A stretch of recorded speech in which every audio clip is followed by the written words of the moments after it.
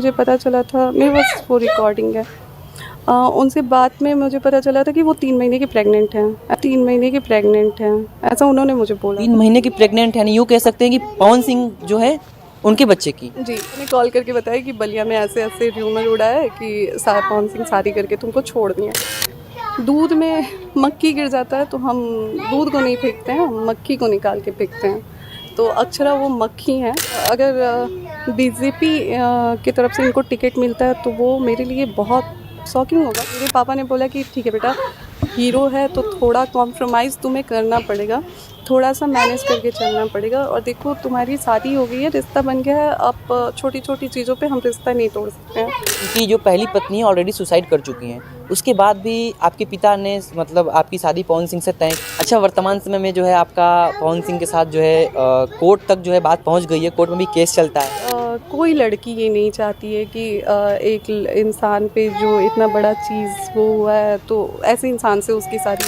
हाँ, उनकी सिंगिंग पसंद है, मैं अभी भी उनके गाने सुनती हूँ और अभी भी उनके गाने की फ़ैन हूँ मैं। उनकी सिंगिंग मुझे पसंद है, एज़ ए ह्यूमन वो मुझे पसंद नहीं है बिल्कुल भी। आपको लगता है कि अक्षरा सिंह से उनका कोई अनैतिक संबंध हो या फिर अक्षरा सिंह के साथ कुछ उनका ऐसा संबंध हो जो कि सामाजिक दृष्टिकोण से वो सही न हो? सभी को सबसे पहले मैं आपसे ये जानना चाहूँगा कि आपकी जो शादी है वो अरेंज मैरिज हुई या लव मैरिज हुई? Arrange marriage. अरेंज मैरिज हुई है। तो जैसा कि अरेंज मैरिज जब शादी आपकी हुई थी तो क्या आप उस समय खुश थी या उसमें आपकी मर्जी थी कि मतलब हमारी शादी हो रही तो हम खुश हैं, या फिर किसी के दबाव में शादी हुआ है? नहीं, दबाव नहीं था। उनका उधर से प्रपोज़ल आया था रिश्ते के लिए। पवन सिंह की तरफ से? जी, मेरी बुआ की शादी हुई है वहाँ पे उन्हीं के गांव में, जस्ट उनके घर के बगल में।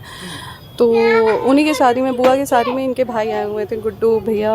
उन्होंने मेरे को देखा हुआ था तो उधर से वही देख के उन्होंने रिश्ता भेजा था। मतलब मैं ये जानना चाहता हूँ कि क्या आपकी मर्जी थी अब इस जो शादी आपकी हो रही थी, या फिर मतलब जैसे होता है ना कि एक लड़की की नॉर्मली शादी होती है तो जब तक वो लड़की को नहीं पसंद करती है, वो अरेंज मैरिज हो चाहे लव मैरिज हो, तब तक जो है नॉर्मली आज के ज़माने में नहीं देखते कि शादी होती है। तो उस समय क्या आपने पवन सिंह को पसंद किया था?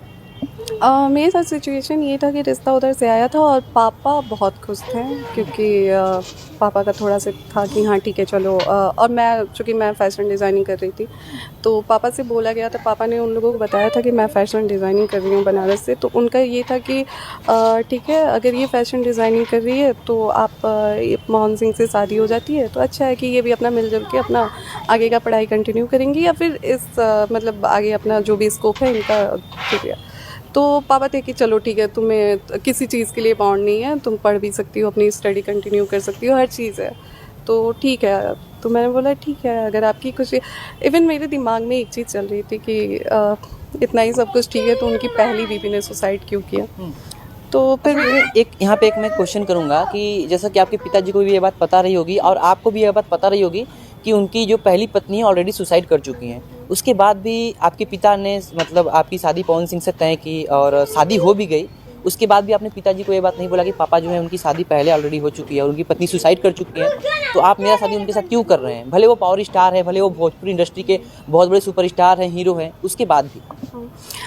ये बात हुई थी मेरे पापा से।